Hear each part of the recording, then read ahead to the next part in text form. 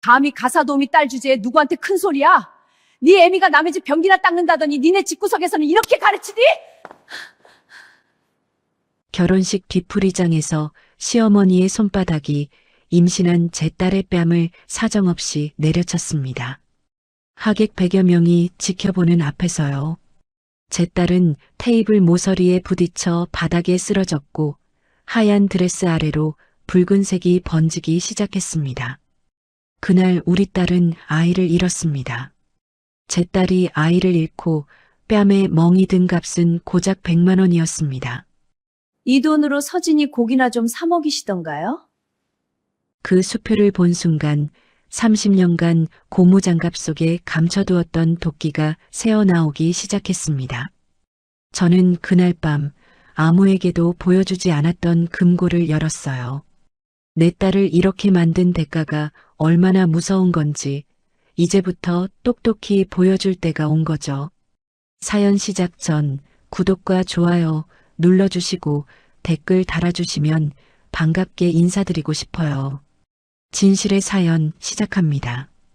우리 딸의 결혼식이 잡힌 토요일 새벽 5시, 저는 한복이 아니라 작업복을 입고 강남의 한 고급 아파트 현관 비밀번호를 누르고 있었습니다. 오늘이 서진이의 결혼식이라는 걸 이직 고용주는 모릅니다. 말할 수도 없었어요. 지난달 하루 쉬겠다고 했을 때 들은 말이 뭐였냐면요. 토요일 못 오면 다른 사람 쓸게요. 그 한마디에 할 말을 잃었습니다. 30년간 하루도 빠지지 않고 지켜온 토요일이었어요. 비가 퍼부어도 서진이가 아파서 없고 병원에 갔다 온 날에도 새벽에 열이 올라 이마에 수건을 올려주다 잠깐 눈을 붙이고 뛰어온 날에도 이 현관 비밀번호를 빠뜨린 적이 없었습니다. 딸의 결혼식 날이라고 다를 건 없었죠. 현관문이 열리자 80평짜리 거실이 어둠 속에 펼쳐졌습니다. 이 정도 평수면 보통은 둘이 들어가는데 이 집 사모님이 낯선 사람이 여럿 드나드는 걸 싫어해서 저 혼자만 하고 있었죠. 그 대신 시간이 2배로 걸렸고 새벽 5시에 들어가야 고용주가 일어나는 9시쯤에 끝낼 수 있었어요.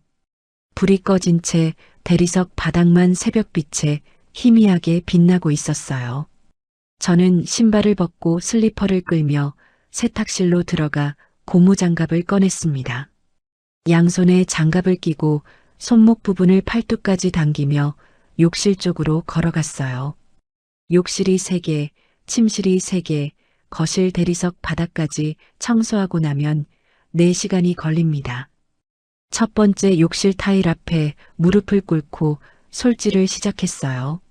무릎 보호대가 차가운 타일에 닿는 둔탁한 소리가 텅 빈 욕실에 퍼졌습니다. 타일 줄눈 사이에 낀 물때를 솔끝으로 파내고 세제를 뿌리고 다시 솔로 긁어내는 동작을 반복했어요. 2번째 욕실 변기를 닫고 3번째 욕실 샤워부스 유리에 낀 물자국을 수건으로 훔치고 침실 3개의 이불을 벗겨 새 침구로 교체했습니다. 베개 커버를 갈아 끼우면서 손목에 힘을 주니 장갑 안에서 땀이 미끄러졌어요. 거실로 나와 밀대에 극세사 걸레를 끼우고 대리석 바닥을 한쪽 끝에서 반대쪽까지 2번 밀었습니다. 마지막 욕실 거울을 닦다가 손이 멈췄어요. 거울 속에 제 얼굴이 있었습니다. 이마에 땀이 줄줄 흘러 턱끝에 방울져 매달려 있었고 앞머리가 얼굴에 달라붙어 있었어요. 새벽부터 4시간을 쉬지 않고 움직인 얼굴이었습니다. 고무 장갑을 벗었습니다. 손톱 밑에 검게 낀 세제 얼룩이 보였어요. 수돗물을 틀고 손톱 사이를 솔로 긁었습니다. 박박. 거품이 일고 물이 사방으로 튀었지만 검은 얼룩은 꿈쩍도 하지 않았어요. 물을 더 세게 틀고 손톱 끝을 솔에 대고 앞뒤로 문질렀습니다. 손톱이 쓸려 따가웠지만 멈추지 않았어요. 30년 동안 매일 세제에 절은 손톱이 하루아침에 깨끗해질 리 없었죠. 수돗물을 잠그고 젖은 손을 내려다보다가 한숨을 삼켰습니다. 오전 10시 집으로 돌아와 샤워를 했습니다.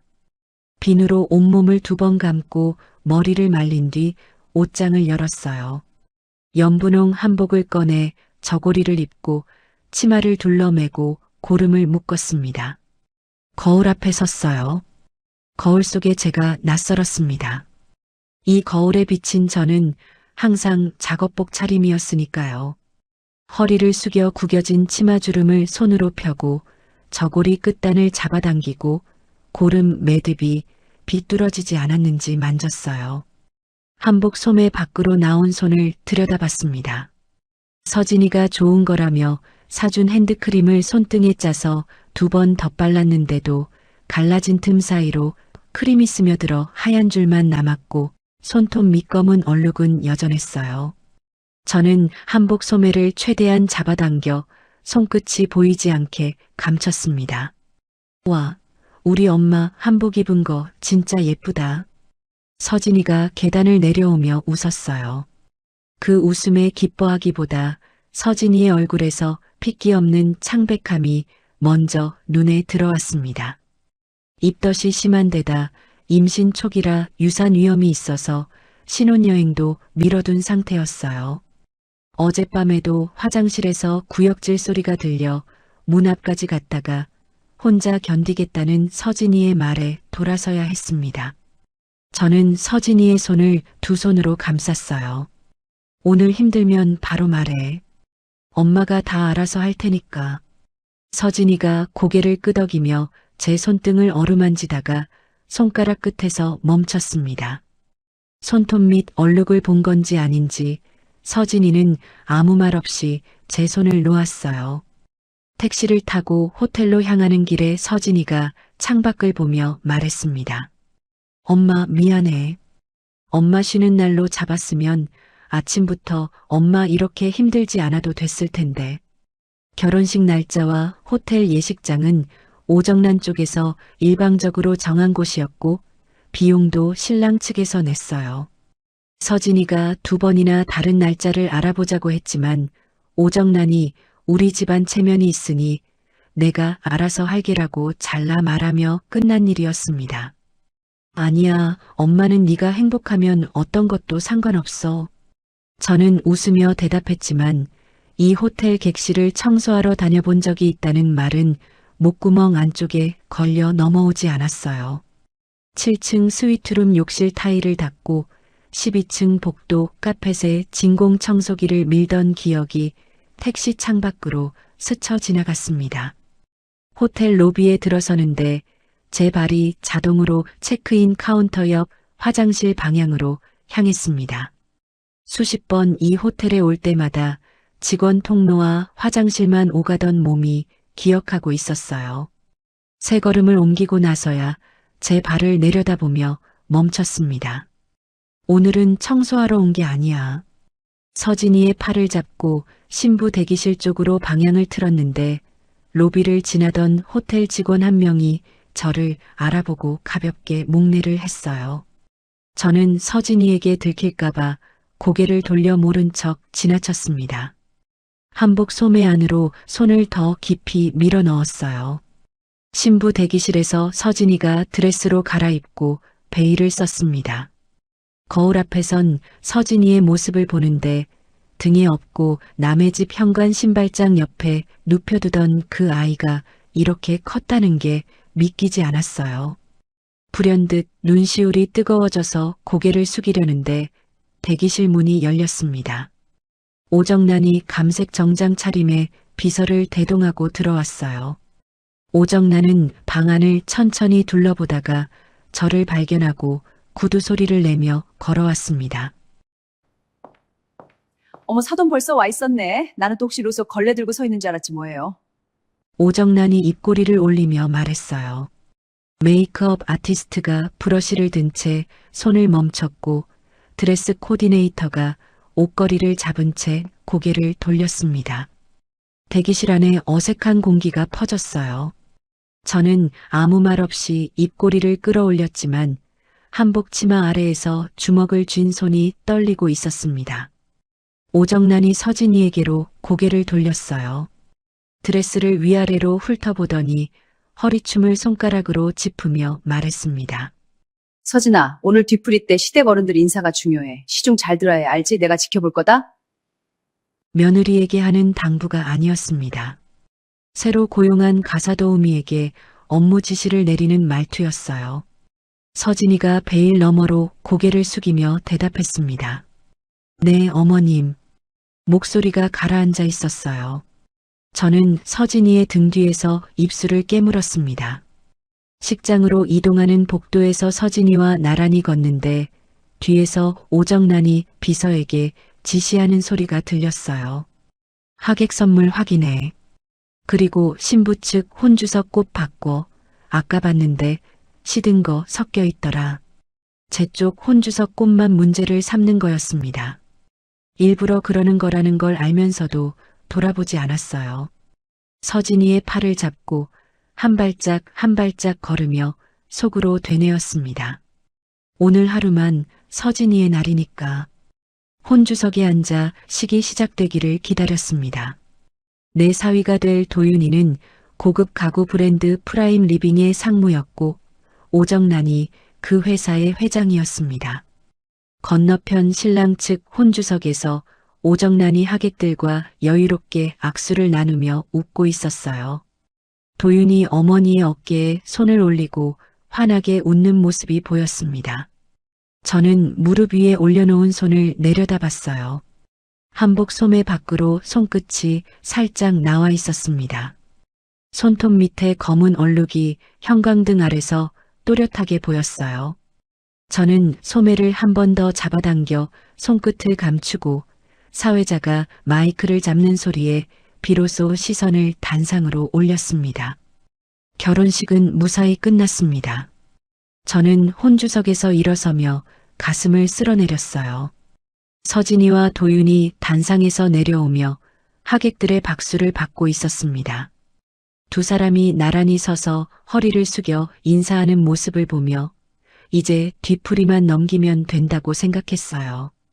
그 안도가 얼마나 성급한 것이었는지 30분 뒤에 깨닫게 됩니다.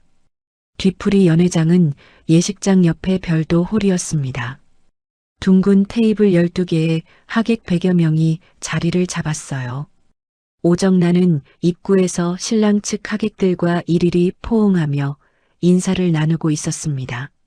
한 사람 한 사람의 손을 잡고 어깨를 두드리며 활짝 웃는 모습이 연회장 입구를 꽉 채우고 있었어요. 제가 서진이와 함께 그 옆을 지나가는데 오정란은 눈짓 한 번 주지 않았습니다. 마치 빈 공기가 지나간 것처럼요. 저는 제 쪽 하객들이 앉은 구석 테이블로 걸어갔어요. 같이 빌딩 청소를 다니던 동료들과 오래된 단골 고객 몇 분이 둥글게 앉아 있었습니다. 동료인 김 반장이 의자를 당기며 자리를 내주다가 제 귀에 입을 가까이 대고 속삭였어요. 언니, 저쪽 사람들이 우리 쳐다보면서 웃더라. 괜히 왔나 싶어. 김 반장의 목소리가 작았지만 옆에 앉은 박 주임도 들었는지 고개를 숙이며 물컵만 만지작거렸습니다. 저는 김 반장의 손을 잡고 무슨 소리야, 와줘서 고맙지, 그런 거 신경 쓰지 말라고 말했지만 건너편 테이블에서 모피쇼를 두른 여자 둘이 우리 쪽을 보며 입을 가리고 웃는 게 눈에 들어왔어요. 건배가 끝나고 식사가 시작된 직후였습니다. 오정란이 자리에서 일어나더니 서진이를 손짓으로 불렀어요. 서진아, 이리 와봐. 시댁 어른들한테 술 한 잔씩 올려야지. 신부가 직접 돌아야 예의지. 서진이는 임신 초기인데다가 유산기도 있다며 의사에게 절대 안정을 지시받은 상태였습니다. 오래 걷거나 무거운 것을 들거나 허리를 숙이는 건 의사가 절대 하지 말라고 한 동작이었어요. 저는 서진이를 바라봤습니다. 서진이가 저를 힐끗 보더니 입술을 꾹 다물고 일어섰어요. 네, 어머님. 서진이가 첫 번째 테이블에서 술병을 들어 어른들의 잔을 채웠습니다. 허리를 깊이 숙여 인사하고 다음 자리로 옮겨 또 허리를 숙였어요. 두 번째 테이블에서 맥주를 따르고 세 번째 테이블에서 와인을 서빙했습니다. 저는 제 자리에서 서진이의 얼굴을 지켜보고 있었어요. 첫 번째 테이블에서는 괜찮아 보였던 얼굴이 다섯 번째 테이블에서부터 눈에 띄게 창백해지기 시작했습니다. 이마에 식은땀이 송글송글 맺혔고 술병을 든 손이 미세하게 흔들리는 것이 이쪽에서도 보였어요. 다섯 번째 테이블에서 한 하객이 서진이의 잔에 술을 따라주며 말했습니다. 신부가 직접 따라주니 좋네. 한 잔 받아. 서진이가 손사래를 치며 사양했지만 그 하객이 결혼식인데 한 잔도 못해? 라며 억지로 잔을 밀었어요. 서진이가 잔을 받아들고 입술만 대는 신용을 하며 억지 웃음을 지었습니다. 저는 의자에서 반쯤 일어서다가 이를 악물고 다시 앉았어요. 시어머니 체면도 있으니까 조금만 더 참자. 일곱 번째 테이블이었습니다. 서진이가 와인병을 잡은 채 갑자기 동작을 멈췄어요. 한 손으로 배를 감싸 쥐고 다른 손으로 테이블 가장자리를 붙잡았습니다. 얼굴이 종이장처럼 하얘져 있었어요. 옆에 있던 하객이 냅킨을 내려놓으며 물었습니다. 어머, 신부 괜찮아요? 서진이는 대답하지 못했어요. 눈을 질끈 감고 숨을 몰아쉬며 테이블 모서리를 잡은 손가락에 힘을 주고 있었습니다. 손가락 마디가 하얗게 변할 만큼 세게 쥐고 있었어요. 저는 참지 못하고 의자를 밀치며 벌떡 일어났습니다. 테이블 사이를 빠져나가 서진이에게 달려갔어요. 서진아, 그만해. 앉아. 제가 서진이의 팔을 잡는 순간 오정란이 성큼 다가왔습니다.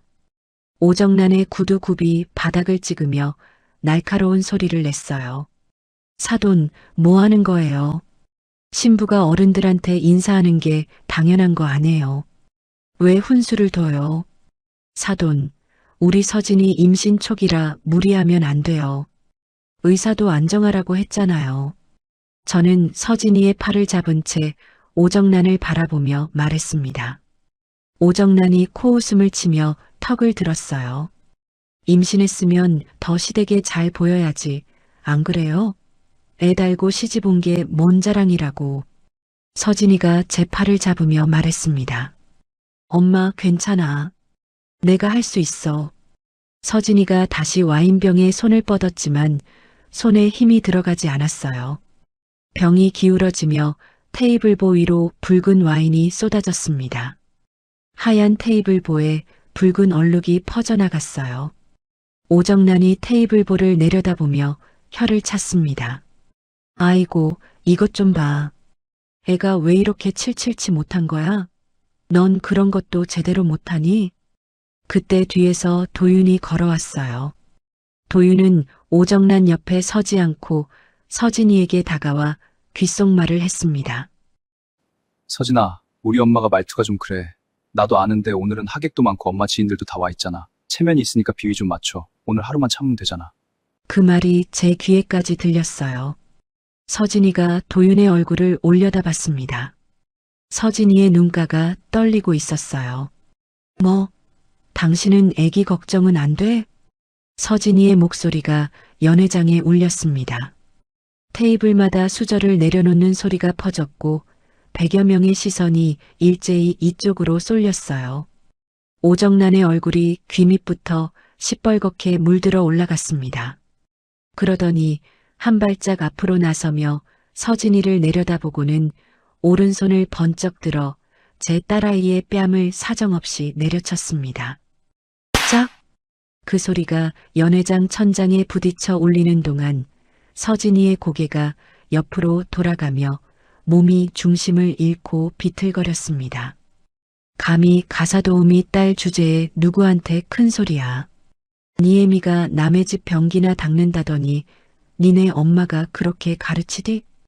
오정란이 고함을 지르는 사이에 서진이의 등이 옆 테이블 모서리에 부딪혔고 테이블 위의 접시와 유리잔이 바닥으로 쏟아져 내리며 와장창 깨지는 소리와 함께 서진이가 그대로 바닥에 주저앉았습니다. 서진아. 저는 서진이에게 달려가 무릎을 꿇고 안아 올리려 했습니다. 서진이의 몸을 일으키려고 어깨 밑에 팔을 넣는데 하얀 드레스 아래쪽으로 번지는 붉은색이 보였어요. 제 손이 그대로 멈췄습니다. 서진이가 두 손으로 배를 움켜쥐고 있었어요. 엄마, 아기가. 서진이의 떨리는 목소리가 제 귀에 벼락같이 꽂혔습니다. 연회장의 웅성거림도, 누군가 의자를 넘어뜨리는 소리도, 비명을 지르는 소리도 모두 사라졌어요. 서진이의 입에서 나온 그 세 글자만 귀 안에서 맴돌았습니다. 하객들이 허둥지둥 일어서고 누군가가 119에 전화하는 소리가 멀리서 들렸어요. 도윤은 새하얀 얼굴로 서 있다가 뒤늦게 달려와 서진이 옆에 무릎을 꿇었습니다. 오정란은 두 발짝 뒤로 물러서서 자기 오른손을 내려다보고 있었어요.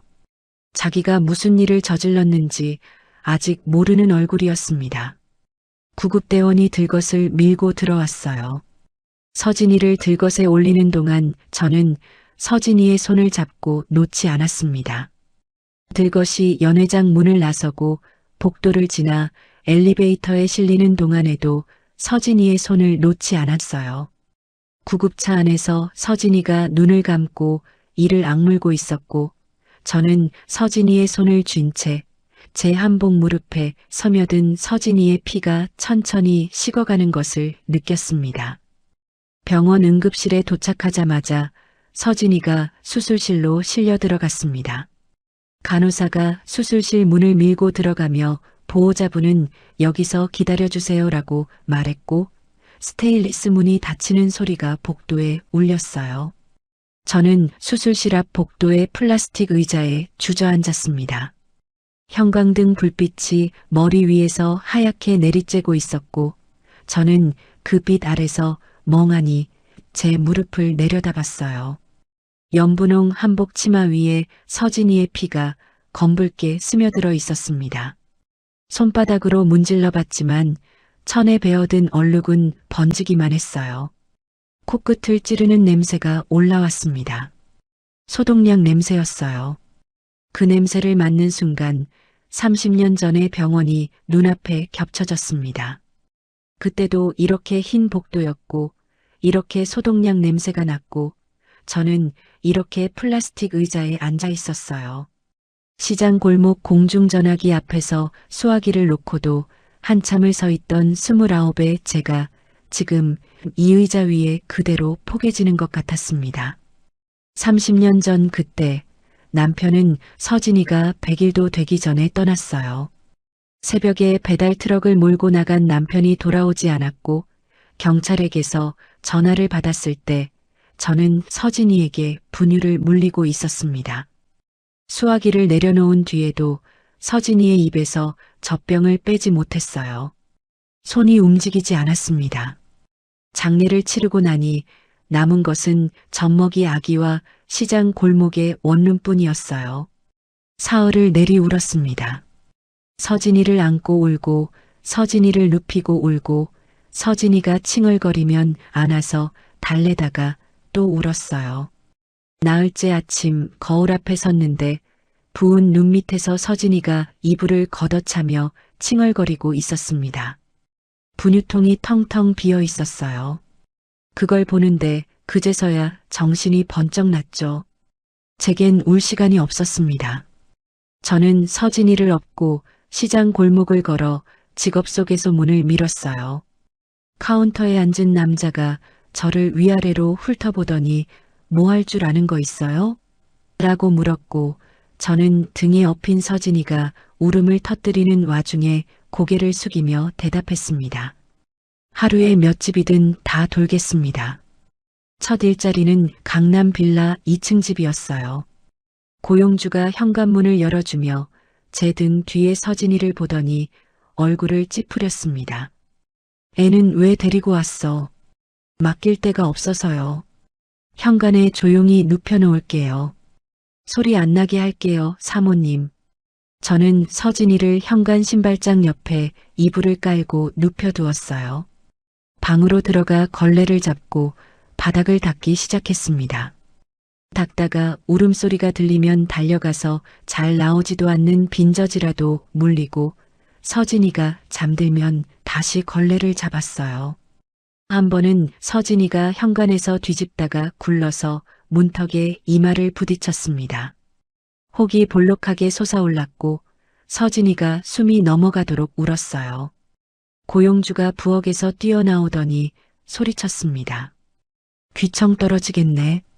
애 데리고 오지 말라니까. 이러면 다음부터 안 불러. 저는 이마에 혹이 난 서진이를 업고 고개를 숙였어요. 죄송합니다. 다시는 안 그럴게요. 한 번만 봐주세요. 그날 받은 3만 원이 분유 2통 값이었습니다. 고개를 숙인 채 그 집 대문을 나서면서 흐르는 눈물을 소매로 닦았어요. 여름에는 고무 장갑 안에 땀이 고여 손가락 사이가 짓물렀습니다. 장갑을 벗으면 손가락 사이 살이 하얗게 불어 있었고 거기에 세제가 스며들면 쓰라려서 손을 펴지 못했어요. 겨울에는 찬물에 손이 갈라져 피가 맺혔습니다. 갈라진 틈 사이로 세제가 들어가면 칼로 긋는 것처럼 아팠지만 고무장갑을 다시 끼고 일했어요. 한 번은 욕실 타일을 닦다가 무릎이 미끄러졌습니다. 턱이 세면대 모서리에 찍혀서 피가 흘렀어요. 턱 밑을 수건으로 누르고 나머지 방 2개를 끝내고 나서야 약국에 갔습니다. 반창고값 1,500원이 아까워서 다음에는 넘어져도 약국에 가지 말자고 다짐했어요. 그때부터 무릎 보호대를 양쪽 무릎에 차고 일하기 시작한 것이 오늘까지 이어지고 있습니다. 서진이가 초등학교에 입학하던 해였어요. 아이가 학교에서 돌아오자마자 식탁에 가방을 내려놓으며 물었습니다. 엄마, 오늘 은혜가 엄마 뭐하냐고 물어봤어. 저는 설거지를 하던 손을 멈추고 서진이를 바라봤어요. 엄마는 사람들 집을 깨끗하게 만들어주는 일을 해. 그거 멋진 거야? 서진이가 고개를 갸웃하며 물었습니다. 저는 젖은 손을 앞치마에 닦으며 웃었어요. 그럼 세상에서 제일 멋진 거지. 서진이가 고개를 끄덕이며 방으로 뛰어들어갔고 저는 돌아서서 흐르는 눈물을 앞치마로 꾹꾹 닦았습니다. 인생이 바뀐 건 정재계 거물 가문의 전담 가사도우미로 들어가면서부터였어요. 장관 부인의 집, 대기업 오너 일가의 집, 외교관 관저를 드나들기 시작했습니다. 그 집들의 서재에 꽂힌 부동산 서류를 정리하고 거실 테이블 위에 놓인 계약서에 먼지를 닦고 서재 문 너머로 들려오는 전화 통화를 귀로 들었어요. 듣지 않으려 해도 들렸습니다. 어느 건물이 오르고 어느 땅을 사야 하고 누구와 손을 잡아야 하는지 10년 넘게 상류층의 곁에서 살림을 하면서 이 사람들이 돈을 어떻게 굴리고 건물을 어떻게 사고 인맥을 어떻게 쓰는지를 몸으로 배웠습니다. 그 중에서도 강미경 사모님 댁에서 일할 때가 결정적이었어요. 어느 화요일 아침 평소보다 1시간 일찍 출근해 현관문을 열었는데 거실 한가운데 미경 사모님의 2살배기 아들이 엎드려 쓰러져 있었습니다. 얼굴이 파랗게 질려 있었고 숨소리가 들리지 않았어요. 저는 즉시 119에 전화를 걸고 아이를 옆으로 눕혀 고개를 젖혀 숨기를 열어주었습니다. 응급처치 교육에서 배운 대로 아이의 등을 두드리며 구급대원이 올 때까지 곁을 지켰어요. 병원에서 의사가 미경 사모님에게 말했습니다. 30분만 늦었으면 돌이킬 수 없었습니다. 초기 응급처치를 너무 잘했어요. 미경 사모님이 병원 복도에서 제 손을 2손으로 잡고 오열했어요. 복순 씨, 이 은혜는 내 평생을 걸어서 갚을게. 고마워, 정말 고마워. 그 아이는 지금 건강하게 자라서 대학을 졸업하고 미경 사모님 곁에서 사업을 배우고 있습니다. 미경 사모님은 아들 생일마다 저에게 전화를 걸어 이 아이가 숨쉬고 있는 건 복순 씨 덕분이야라고 말하곤 했어요. 미경 사모님은 그 뒤로 저를 자매처럼 대했습니다. 제가 40대 초반에 프리미엄 건물 관리 업체 BS케어 클린을 차릴 때 첫 번째 고객이 되어 주었고 자신이 알고 있는 사람들을 하나하나 소개해 주었어요.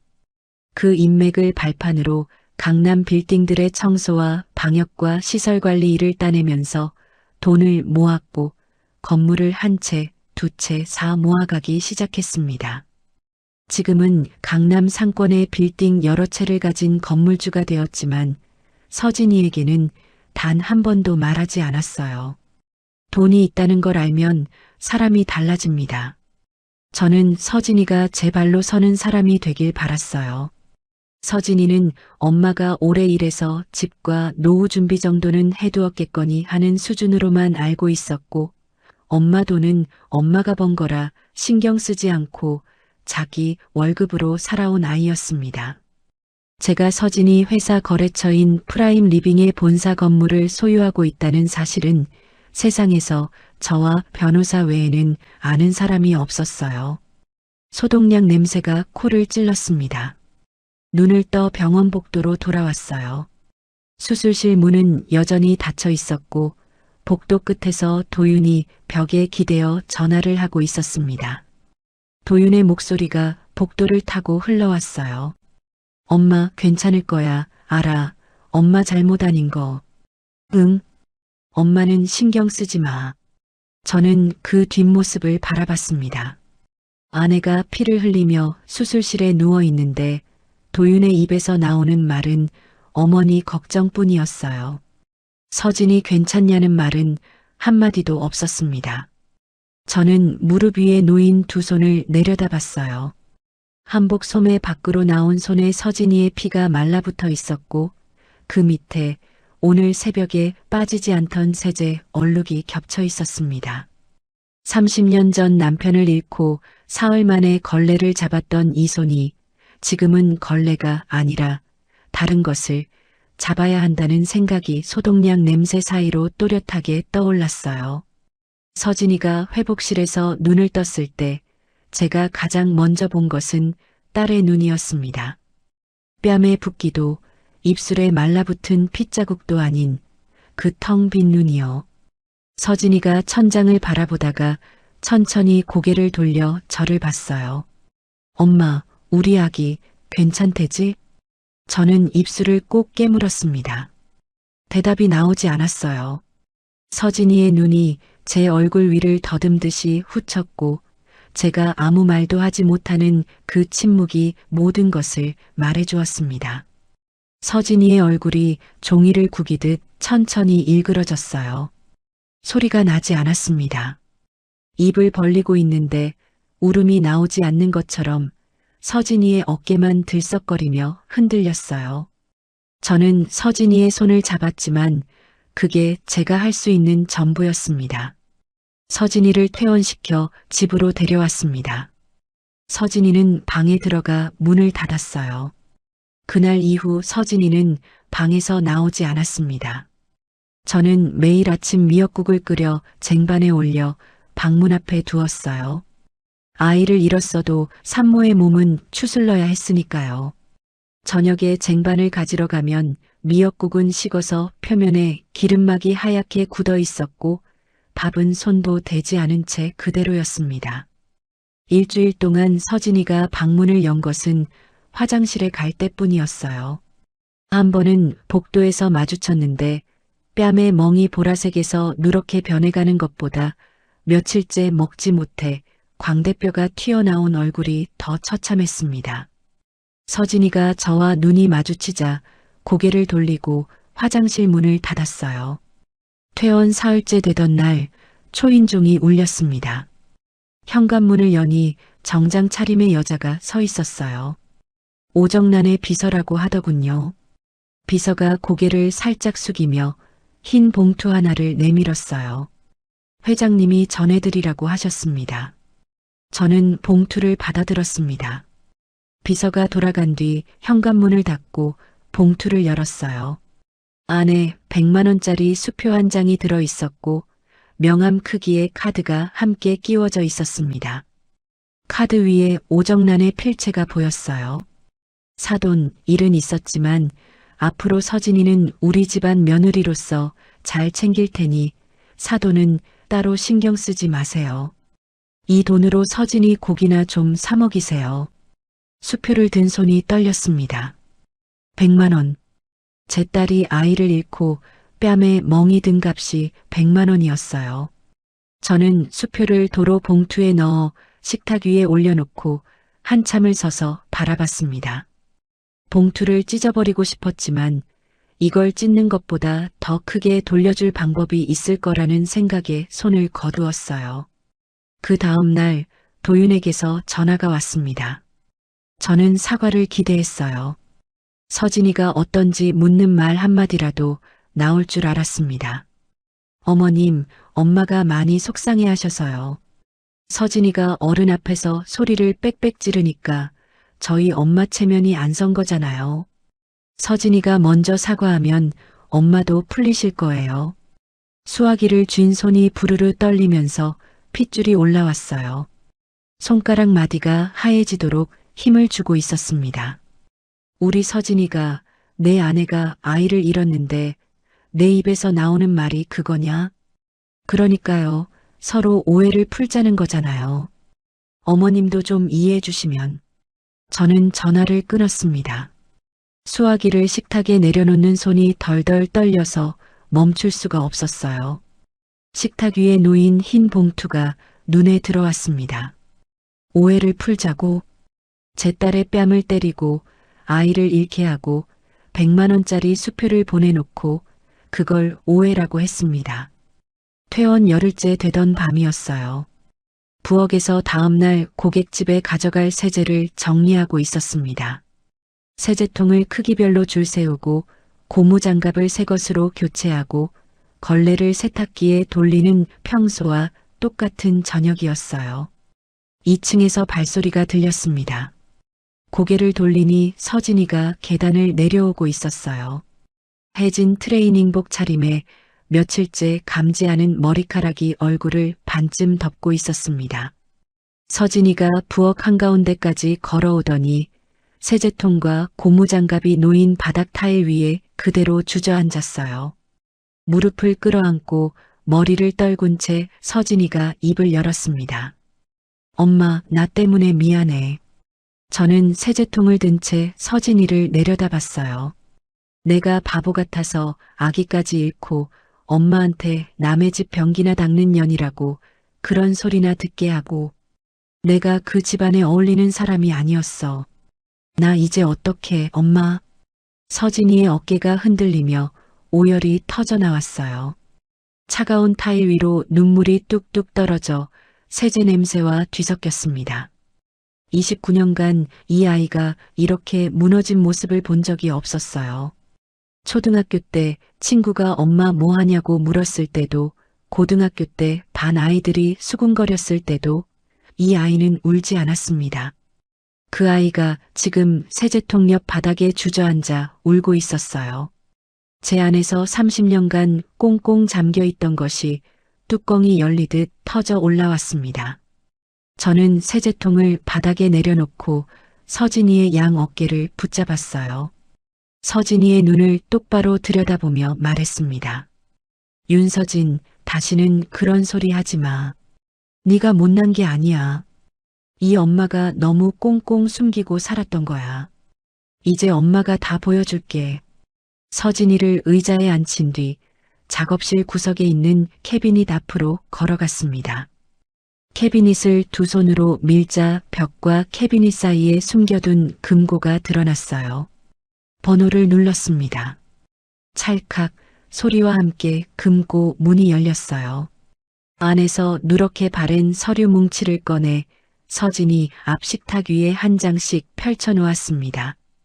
BS케어 클린 법인 도장이 찍힌 증명서, 강남 핵심 상권 빌딩 세 채의 등기부등본, 그리고 프라임 리빙 본사가 입주해 있는 건물의 등기부등본이 차례로 놓였어요. 서진이가 떨리는 손가락으로 등기부등본의 소유자 란을 짚었습니다. 입이 쩍 벌어졌어요. 엄마, 이게 여기 시어머니 회사 건물이잖아. 이게 엄마 거라고? 그래. 10년 동안 반값 자릿세를 받아주고 있었지. 그때 이제 막 건물을 올렸는데 빈층이 많아서 프라임 리빙한테 싸게 들어오라고 했어. 그때는 내 시어머니 회사인 줄도 몰랐지. 누가 건물주인지도 모르면서 그 안에서 내 딸을 때렸어. 서진이가 등기부등본을 한 장 한 장 넘기며 물었어요. 엄마, 왜 숨겼어? 왜 한 번도 말 안 해줬어? 저는 서진이의 두 손을 꼭 잡았습니다. 엄마가 건물주라는 걸 알면 내 주변 사람들이 달라져. 진심으로 너한테 다가오는 사람인지 돈 보고 오는 사람인지 네가 구별할 수 없게 돼. 엄마는 네가 사람 보는 눈을 가진 아이로 크길 바랐어. 그리고 너는 엄마 돈에 관심도 없이 내 월급으로 내 밥 사 먹고 내 옷 사입고 살았잖아. 그게 엄마는 얼마나 대견했는지 몰라. 그래서 더 말할 수가 없었어. 서진이의 눈에서 다시 눈물이 흘러내렸습니다. 하지만 아까 바닥에서 흘리던 눈물과는 달랐어요. 저는 서진이의 멍든 뺨을 손끝으로 살짝 어루만지며 말했습니다. 이 멍이 아물기 전에 엄마가 끝내줄게. 걱정하지 마. 이제부터는 엄마가 알아서 할게. 그날 밤 서진이를 재우고 나서 작업실에 앉아 강미경 사모님에게 전화를 걸었어요. 사모님, 저 복순이에요. 저희 딸이 아이를 잃었어요. 한동안 전화기 너머에서 아무 소리도 들리지 않았습니다. 복순 씨, 그게 무슨 소리야? 사모님, 제가 살면서 부탁이라는 걸 드려본 적이 없는 거 아시잖아요. 앞으로 제가 도움이 필요하다고 말씀드리면 그때 딱 한 번만 도와주세요. 무슨 소리야, 한 번이 아니라 10번이라도 해야지. 복순 씨가 아니었으면 내 아들이 지금 이 세상에 없어. 복순 씨가 얘기해 줄 때까지 기다릴게. 내 은혜는 반드시 갚을 테니까 언제든 말만 해. 전화를 끊고 식탁 위에 펼쳐둔 등기부등본을 다시 들여다봤습니다. 내일 아침 변호사에게 이 서류를 넘기면 30년간 고무장갑 안에 감춰두었던 발톱을 꺼내는 시간이 시작될 거였어요. 저는 등기부등본 위에 놓인 제 손을 내려다봤습니다. 손톱 및 검은 얼룩이 형광등 아래서 또렷하게 보였어요. 이 얼룩이 세제 얼룩인지 30년치 분노가 배어든 자국인지 저도 알 수 없었습니다. 다음 날 오전 변호사 사무실을 찾아갔습니다. 서류를 건네며 말했어요. 법적으로 문제없는 범위에서 진행해 주세요. 변호사가 서류를 한 장씩 넘기며 대답했습니다. 관리계약 해지는 30일 전 사전고지 조항을 이미 충족했고 임대차, 갱신 거부도 건물주 직접 사용 사유에 해당하니까 절차상 문제 없습니다. 진행하시죠. 변호사가 형사 고소도 가능하다고 했어요. 하객 100여 명이 목격했으니 폭행치상으로 충분히 성립한다고요. 하지만 저는 고개를 저었습니다. 고소를 하면 서진이가 법정에 서서 그날을 처음부터 끝까지 다시 말해야 해요. 뺨을 맞은 것, 바닥에 쓰러진 것, 아이를 잃은 것. 그걸 판사 앞에서 입으로 꺼내게 할 수는 없었습니다. 제 방식으로 끝내겠다고 했어요. 변호사 사무실을 나오며 한 가지 더 생각했습니다. 관리를 끊으면 내 건물도 망가져요. 프라임 리빙뿐 아니라 다른 입주사들한테도 피해가 갑니다. 하지만 상처 하나 안 내고 이길 수 있는 싸움은 없었어요. 내 건물에 흠집이 나는 한이 있어도 이건 해야 했습니다. 집으로 돌아온 뒤 저는 평소처럼 작업복을 입고 오후 고깃집으로 출근했어요. 거실 대리석을 밀대로 미는데 손은 바닥을 밀고 있었지만 머릿속에는 내일 오전 10시의 장면이 그려지고 있었습니다. 프라임 리빙 본사가 들어있는 내 빌딩에서 BS 케어 클린 관리팀이 일제히 철수하는 장면이요. 다음 날 오전 10시 제 지시를 받은 BS케어 클린 관리팀이 빌딩에서 철수를 시작했습니다. 1층 로비에 청소 직원 4명이 걸레와 진공 청소기를 수거함에 담았어요. 경비실에 경비원 2명이 근무복을 벗고 모니터 전원을 끄고 나왔습니다. 지하 기계실의 시설관리 기사가 열쇠를 관리사무소 책상 위에 올려놓았어요. 방역 장비가 트럭에 실려 주차장을 빠져나갔습니다. 이 건물의 청결과 보안과 위생을 유지하던 모든 손길이 한꺼번에 사라졌어요. 빌딩이라는 게 사람 손이 닿지 않으면 하루 만에 티가 납니다. 30년간 남의 집을 닦아온 저는 그걸 누구보다 잘 알고 있었죠. 철수 당일 오후 가장 먼저 문제가 된 건 경비실이었어요. 경비원이 사라진 1층 로비로 택배 기사들이 물건을 쏟아놓고 갔습니다. 수령할 사람이 없으니 택배 상자가 로비 바닥에 쌓여갔어요. 오후가 되자 건물 출입문이 열린 채 방치되어 있으니 전단지를 돌리는 사람이 들어와 각 층 문 앞에 종이를 끼워 넣고 갔고 정수기 영업사원이 사무실 문을 두드리며 돌아다녔죠. 12층 회장실에서 비서가 오정란에게 보고했어요. 회장님, 관리업체가 일방적으로 서비스를 중단했습니다. 경비원도 전원 철수했고요. 오정란이 책상을 손바닥으로 내리치며 소리쳤어요. 당장 다른 데 부르면 되잖아. 그런 것까지 내가 신경 써야 해? 비서가 4군데 관리업체에 전화를 돌렸지만 돌아온 대답은 모두 같았습니다. 해당 빌딩은 BS케어 클린 독점 관리 계약 빌딩이라 저희가 들어갈 수 없습니다. 이틀째 건물에 티가 나기 시작했어요. 로비 바닥에 구두 자국과 커피 얼룩이 닦이지 않은 채 겹겹이 늘어갔고 전날 퇴근길에 버린 쓰레기 봉투가 로비 한쪽에 그대로 쌓여 있었습니다. 건물 입구에서부터 음식물 냄새가 났어요. 화장실 휴지와 비누가 떨어졌는데 아무도 채워넣지 않으니 직원들이 점심시간에 편의점에서 휴지를 사다가 화장실 선반에 올려놓았습니다. 10층 프라임 리빙 사무실 화장실 변기가 막혔는데 당장 수리 요청을 넣을 곳이 없었어요. 직원들이 다른 층 화장실을 찾아 계단을 오르내렸습니다. 경비원이 없으니 주차장도 엉망이었어요. 외부 차량이 아무 제지 없이 들어와 입주사 전용 주차구역에 세워놓고 갔습니다. 주차 분쟁이 하루에 3건씩 터졌고 한 번은 프라임 리빙 영업팀 차량이 외부 차에 막혀 2시간 동안 빠져나가지 못한 적도 있었어요. 같은 건물 입주사 3곳이 관리사무소에 전화를 걸어 항의했습니다. 이 환경에서 업무가 불가능합니다. 대체 무슨 일입니까? 사흘째, 낮에 1층 로비로 진상 고객이 찾아왔습니다. 프라임 리빙에서 산 가구에 하자가 있다며 소리를 지르는 남자였는데 평소 같으면 경비원이 안내하고 접수 창구로 보냈을 사람이 아무 제지 없이 엘리베이터를 타고 11층 회장실 앞까지 올라왔어요. 비서가 막아섰지만 남자는 회장실 문 앞에서 고함을 질렀고 그 소리가 복도 전체에 쩌렁쩌렁하게 울렸습니다. 같은 날 오후 오정란이 석 달간 공들여 잡은 백화점 본점 바이어 미팅이 있었습니다. 프라임 리빙의 신규 라인을 백화점 VIP 라운지에 입점시키기 위해 오정란이 직접 3번이나 식사 자리를 마련하고 샘플을 제작하고 프레젠테이션 자료를 준비한 미팅이었어요.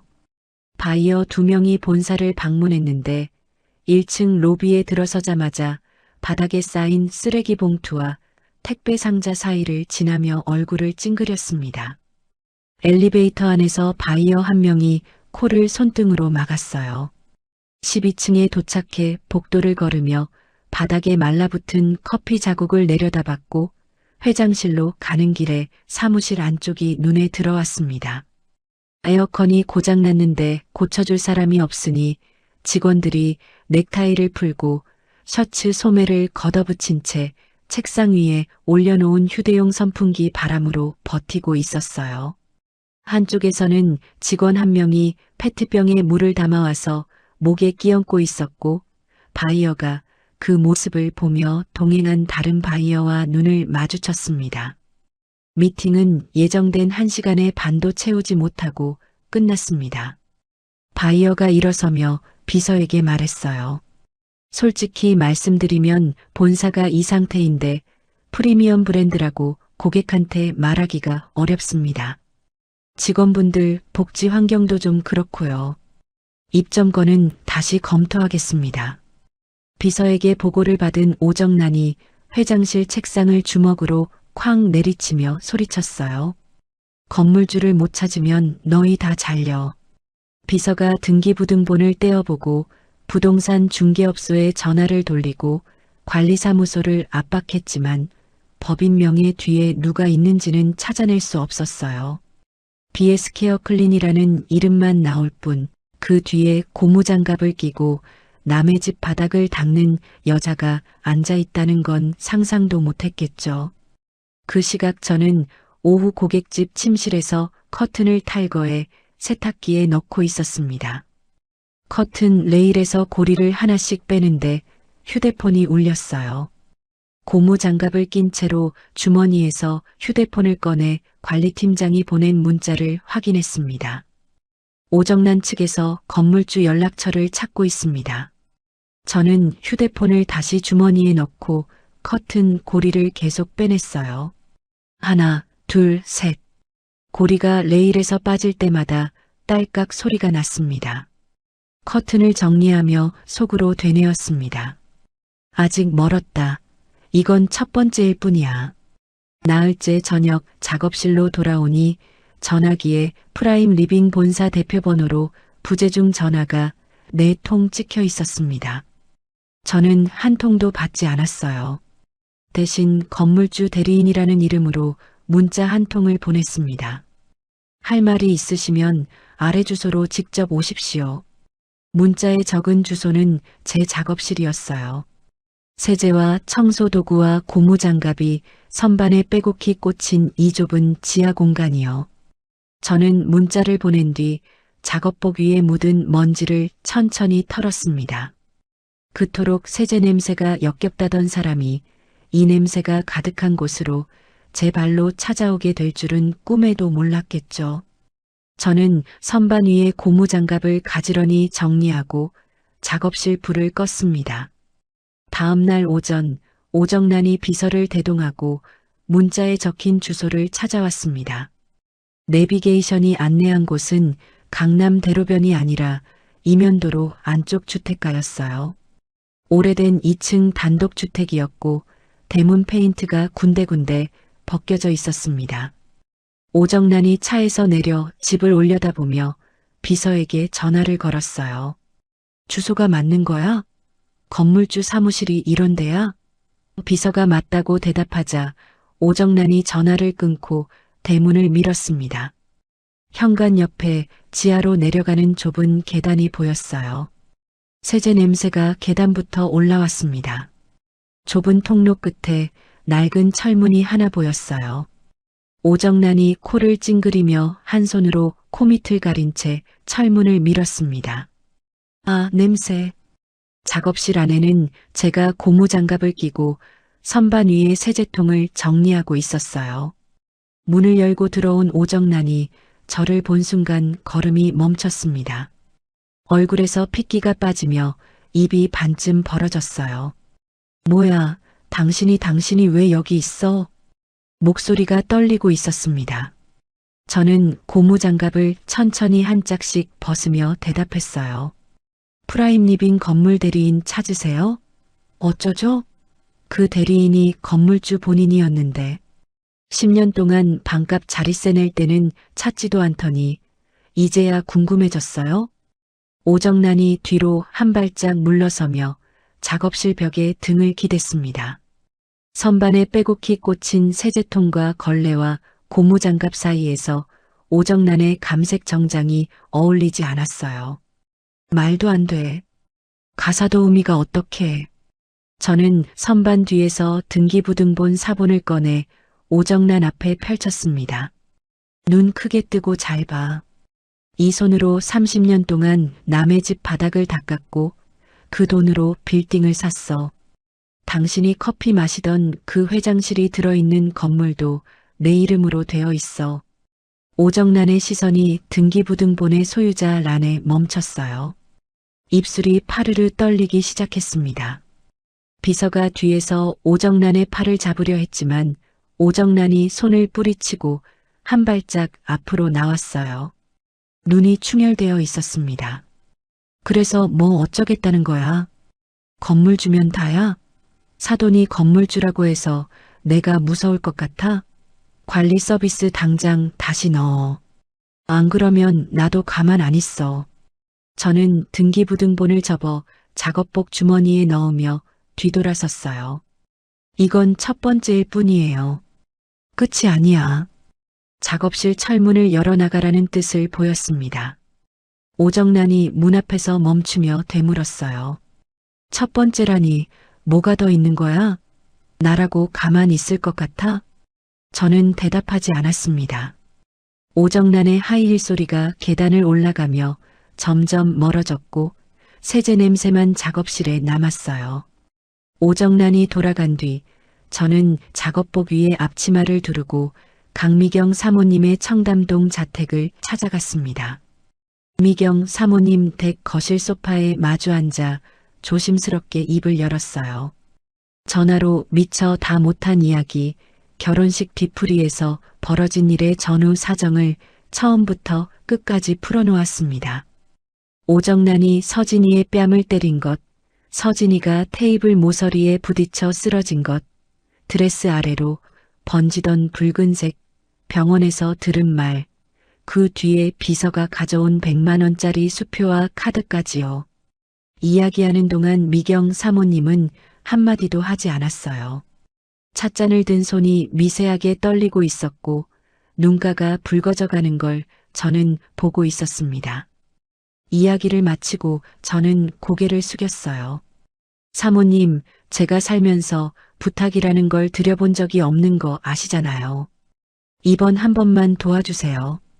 가방에서 서류 2장을 꺼내 미경 사모님 앞 테이블에 올려놓았습니다. 프라임 리빙의 주요 거래처 목록과 오정란이 참석하는 상류층 사교 모임 일정표였어요. 미경 사모님이 안경을 고쳤으며 서류를 들여다봤습니다. 목록을 한 줄 한 줄 훑어 내려가더니 안경 너머로 저를 바라봤어요. 윤 여사 말이라고 해? 당연히 내가 나서야지. 어디 보자. 어떤 자리에서 누구 앞에서 흘릴지 같이 짜보자고. 미경 사모님이 서류 위에 볼펜으로 동그라미를 치기 시작했어요. 이 모임, 이 사람, 이 자리. 볼펜이 종이 위를 움직일 때마다 오정란의 세계가 한 겹씩 벗겨지고 있었습니다. 이틀 뒤 청담동의 한 프라이빗 레스토랑에서 상류층 부인 모임이 열렸어요. 미경 사모님이 참석했습니다. 디저트가 나오는 시간에 미경 사모님이 옆자리 부인에게 말을 꺼냈어요. 저번에 프라임 리빙에서 거실장 맞췄다며. 근데 거기 회장 얘기 들었어? 테이블에 시선이 모이기 시작했습니다. 숟가락을 내려놓는 소리가 하나둘 들렸어요. 그 프라임 리빙 회장 있잖아, 오정란. 이번에 아들 결혼시켰는데 뒤풀이에서 임신한 며느리 때려서 유산시켰대더라. 10명의 부인이 일제히 숟가락을 내려놓았습니다. 누군가가 세상이라고 중얼거렸고 맞은편의 부인이 입을 손으로 가렸어요. 그 자리에서 나간 부인들의 휴대폰에서 메시지가 발송되기 시작하는 데는 5분이 걸리지 않았습니다. 한 사람이 3사람에게, 3사람이 9사람에게, 9사람이 27사람에게요. 상류층 사교계의 입소문은 뉴스보다 빠르고 기사보다 치명적이었어요. 일주일 사이에 상황이 급변했습니다. 청담동 프라임 리빙 쇼룸에 예약되어 있던 VIP 상담 12건이 줄줄이 취소되었어요. 강남의 한 고급 인테리어 업체가 프라임 리빙 제품을 고객에게 추천하기 어렵다는 공문을 보내왔습니다. 백화점 본점 VIP 라운지에 전시되어 있던 프라임 리빙 가구 세트가 고객 반응을 고려하여 철거되기 시작했어요. 오정란이 백화점 바이어에게 전화를 걸어 소리쳤습니다. 왜 갑자기 이러는 거야? 바이어가 한참을 말을 아끼다 대답했어요. 회장님, 요즘 VIP 고객님들 사이에서 좋지 않은 이야기가 돌고 있습니다. 구체적으로 말씀드리기 어렵지만 브랜드 이미지에 치명적입니다. 오정란이 전화를 끊고 비서에게 소리쳤어요. 무슨 소문이 도는지 당장 알아봐. 하지만 소문이라는 건 누가 퍼뜨렸는지 찾아낼 수 없는 게 소문이었습니다. 그 시각 저는 오후 고객집에서 주방 싱크대를 닦고 있었어요. 수세미로 싱크대 안쪽을 문지르는데 휴대폰이 울렸습니다.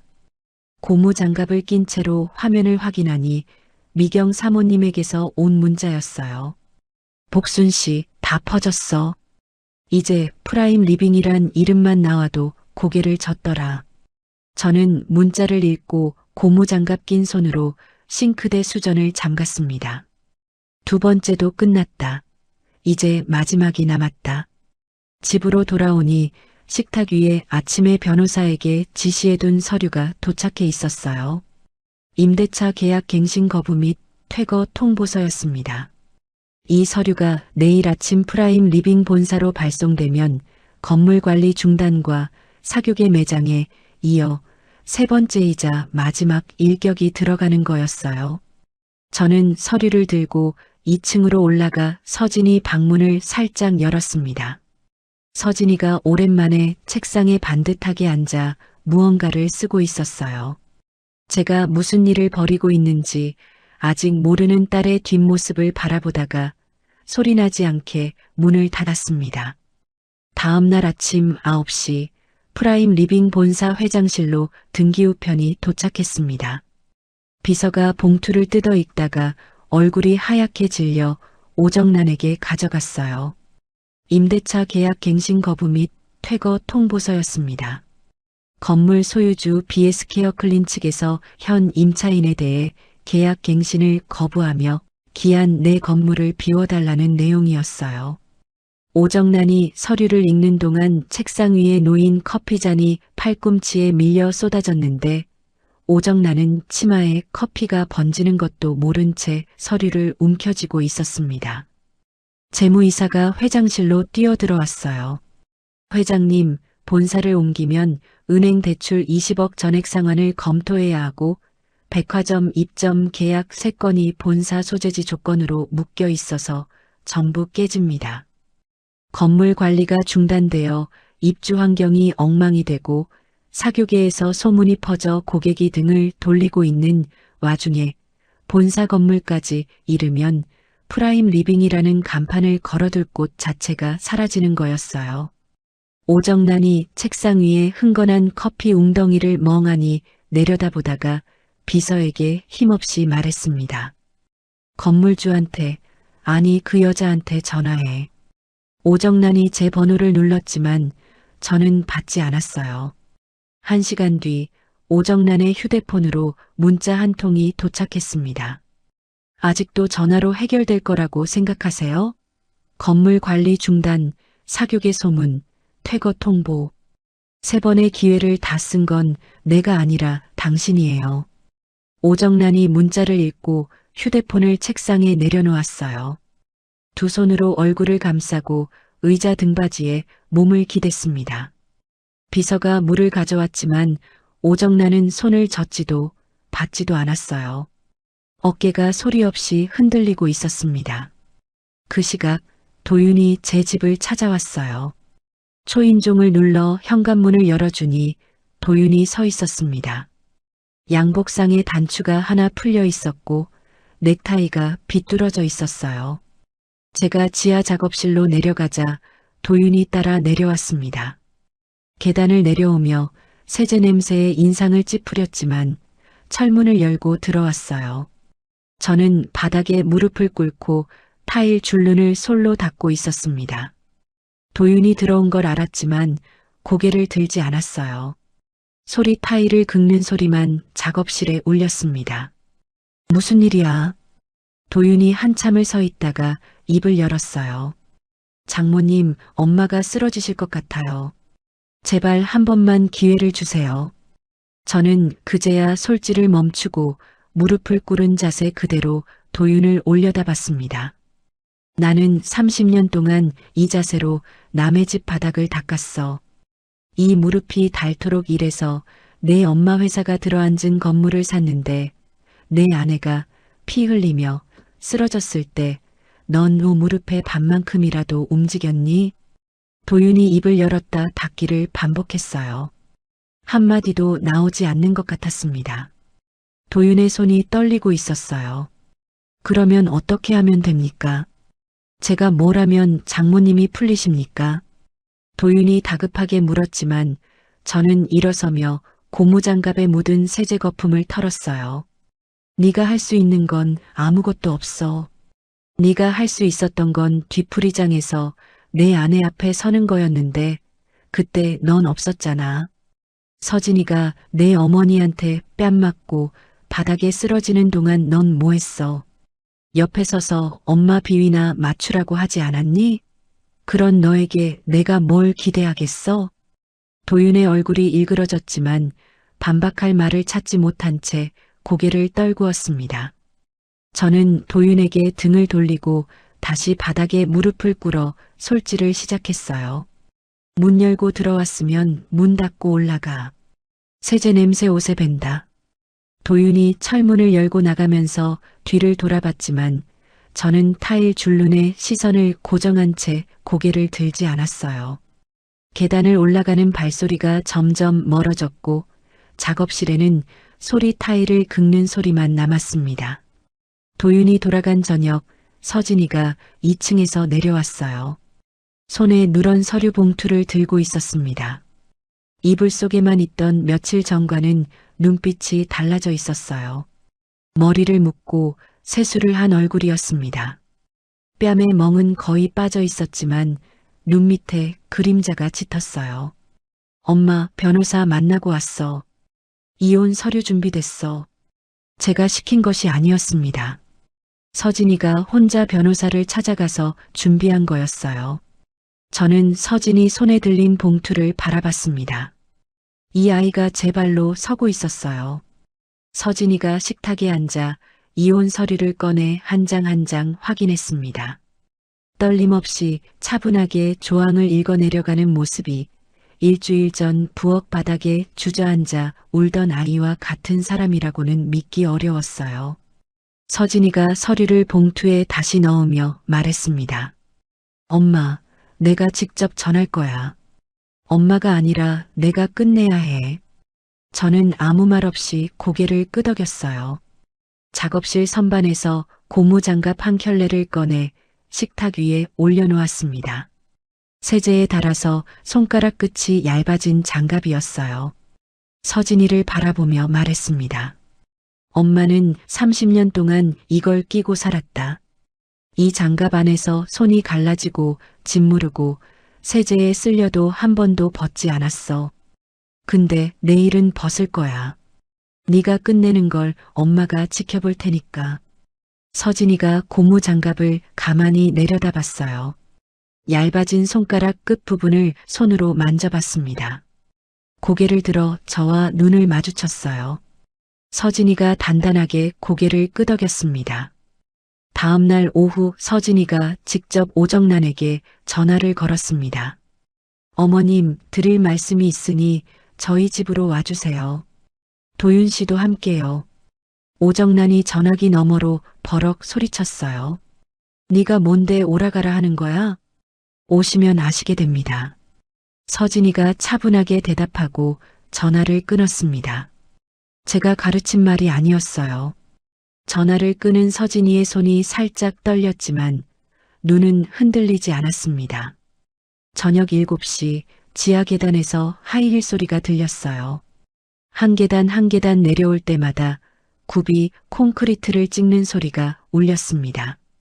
철문이 밀리며 오정란이 들어섰어요. 며칠 전 이 작업실에서 건물주가 저라는 걸 알고도 적반하장으로 나왔다가 거절당한 뒤 두 번째로 이 세제 냄새 나는 공간에 발을 디딘 거였습니다. 오정란의 뒤를 도윤이 고개를 숙인 채 따라 들어왔어요. 오정란의 얼굴이 며칠 사이에 달라져 있었습니다. 광대뼈 아래가 움푹 들어가 있었고 입술이 말라 갈라져 있었어요. 하지만 눈빛은 아직 꺾이지 않았습니다. 오정란이 작업실 안을 둘러보다가 저를 노려보며 말했어요. 됐고, 뭘 원하는 거야? 돈이야? 얼마면 돼? 저는 선반에 기대어 고무장갑을 양손에 끼고 있다가 천천히 한 짝을 벗었습니다. 돈이면 해결됐으면 당신이 보낸 100만 원에 끝났겠지. 내가 원하는 건 돈이 아니야. 오정란의 입이 닫혔어요. 저는 벗은 고무장갑을 선반 위에 올려놓으며 말했습니다. 내가 원하는 건 당신이 이 방에서 내 딸에게 직접 사과하는 거야. 결혼식 뒤풀이에서 임신한 며느리를 때린 것, 그래서 내 손주가 세상에 나오지도 못한 것, 가사도우미 딸이라며 사람 취급을 안 한 것. 이 세 가지를 서진이한테 무릎 꿇고 사과해. 오정란의 눈이 커졌어요. 내가 뭘 잘못했는데? 그래. 그럼 내 건물에서 나가. 끝까지 가자는 걸로 알겠어. 오정란의 입술이 파르르 떨렸고 작업실이 조용해졌습니다. 선반 위에 세제통과 걸레와 고무장갑이 빼곡히 꽂힌 이 좁은 공간에서 오정란의 숨소리만 들렸어요. 오정란이 서진이를 바라봤습니다. 서진이는 봉투를 가슴 앞에 안은 채 오정란의 눈을 피하지 않았어요. 30초쯤 지났을까요? 오정란의 무릎이 천천히 꺾이기 시작했습니다. 모피 코트 자락이 세제 얼룩진 타일 바닥에 끌리는 것도 신경 쓰지 못한 채 오정란의 무릎이 차가운 타일에 닿았어요. 오정란이 바닥에서 서진이를 올려다봤습니다. 서진아, 내가 잘못했다. 용서해다오. 그 목소리는 회장실에서 호통치던 때와는 전혀 달랐어요. 갈라지고 쪼그라든 힘이 빠진 소리였습니다. 서진이가 오정란의 사과를 가만히 듣고 나서 입을 열었어요. 어머님, 사과 잘 들었어요. 일어나세요. 오정란이 벽을 짚고 일어서려 했지만 무릎에 힘이 풀려 비틀거렸습니다. 도윤이 부축하려고 손을 뻗었지만 오정란은 아들의 손을 뿌리치고 혼자 벽을 짚으며 일어섰어요. 오정란이 철문을 열고 계단을 올라갔습니다. 하이힐 소리가 처음보다 느리고 무거웠어요. 모피 코트 무릎 부분에 세제 얼룩과 타일 먼지가 묻어 있었지만 오정란은 털지 않았습니다. 작업실에 서진이와 도윤, 그리고 저만 남았어요. 도윤이 오정란을 따라 나가려다가 서진이가 불렀습니다. 도윤 씨, 아직이야. 앉아. 도윤이 멈춰섰어요.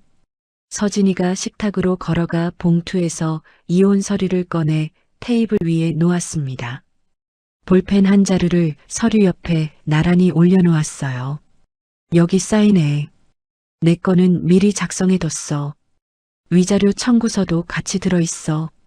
변호사가 정리해뒀으니 확인해봐. 도윤이 물끄러미 서류를 내려다보다가 고개를 들었습니다. 서진아, 다시 생각해보자. 내가 잘못한 거 안다. 엄마도 사과했잖아. 우리 다시 시작할 수 있어. 서진이가 의자를 당겨 앉으며 대답했어요. 뒤풀이장에서 내가 쓰러졌을 때 당신이 제일 먼저 한 게 뭐였는지 알아? 나한테 달려온 게 아니야. 당신 엄마한테 전화해서 엄마 잘못 아니라고 했잖아. 내가 피를 흘리고 있는데 당신 입에서 나온 말이 엄마 잘못 아니라는 거였어. 도윤이 입술을 깨물며 고개를 숙였어요. 그때 내가 정신이 없어서. 정신이 없으면 아내한테 먼저 가는 거야. 엄마한테 먼저 전화하는 게 아니라. 서진이의 목소리가 높아지지 않았습니다. 오히려 낮고 차분했어요. 그게 더 무겁게 들렸습니다. 나는 당신이 내 편이 되어줄 거라고 믿었어.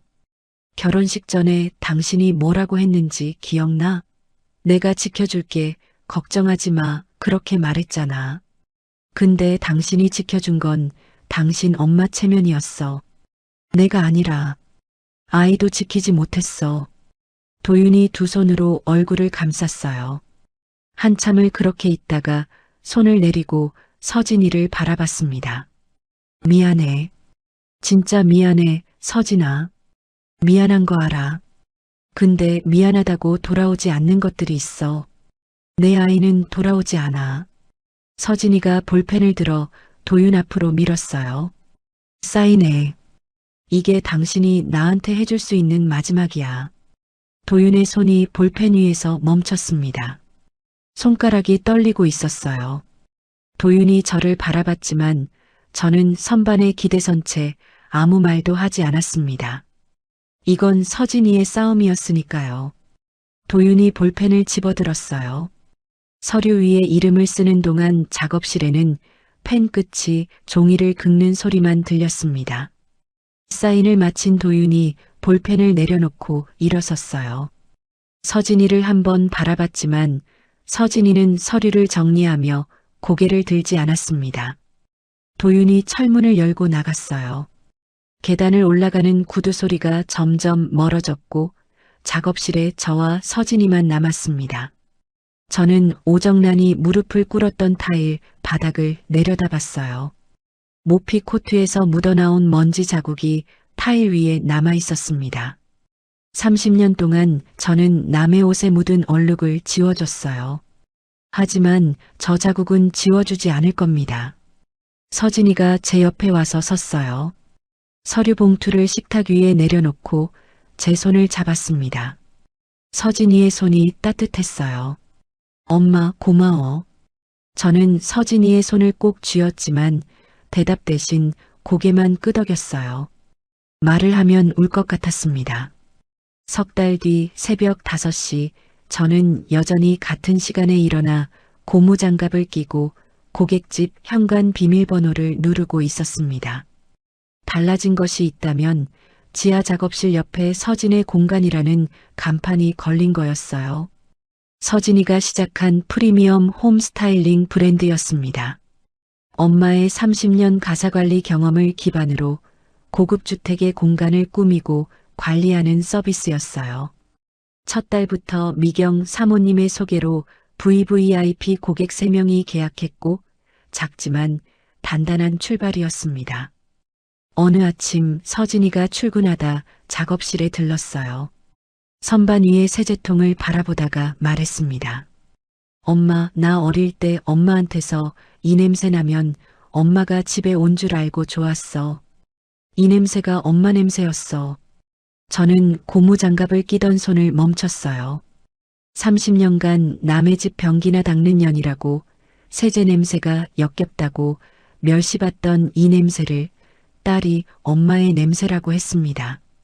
좋았다고 했어요. 눈에서 눈물이 한 방울 떨어져 고무장갑 위에 맺혔습니다. 저는 그 눈물을 닦지 않았어요. 이 냄새는 세제가 아니라 30년 동안 너를 지킨 엄마 손 냄새야. 서진이가 웃었습니다. 저도 웃었어요. 고무장갑 위에 맺힌 눈물이 흘러내렸지만 닦지 않았습니다. 저는 오늘도 고무장갑을 끼고 현관문을 나섰어요. 사람들이 물어요. 건물도 있고 돈도 있는데 왜 아직도 그 일을 하느냐고. 저는 이 일이 부끄러웠던 적이 없어요. 이 손으로 딸을 키웠고 이 손으로 딸을 지켰으니까요. 세제 냄새가 제 인생이었고 고무장갑이 제 무기였습니다. 다만 한 가지 후회가 있다면 서진이에게 좀 더 일찍 말해줄 걸 그랬어요. 엄마가 얼마나 단단한 사람인지, 내 뒤에 얼마나 큰 울타리가 있었는지, 숨기는 게 지키는 거라고 생각했는데 아이가 혼자 무너지는 걸 보고서야 알았습니다. 진짜 지키는 건 곁에 서서 보여주는 거더라고요. 혹시 지금 이 이야기를 듣고 계신 분 중에 누군가를 위해 묵묵히 견디고 계신 분이 있나요? 남들이 알아주지 않는 일을 하면서 이게 맞는 건가 싶은 날이 있나요? 맞는 겁니다. 당신이 흘린 땀과 당신이 참아온 시간은 반드시 누군가를 지키고 있어요. 지금은 몰라도 언젠가 그 사람이 알아봅니다. 당신의 손이 얼마나 단단했는지, 당신의 하루가 얼마나 무거웠는지. 그러니 오늘도 포기하지 마세요. 당신의 그 손이 누군가에게는 세상에서 가장 따뜻한 손이니까요. 이야기를 끝까지 들어주신 분이 계시다면 잘 들었다고 댓글 하나만 남겨주세요. 감사합니다.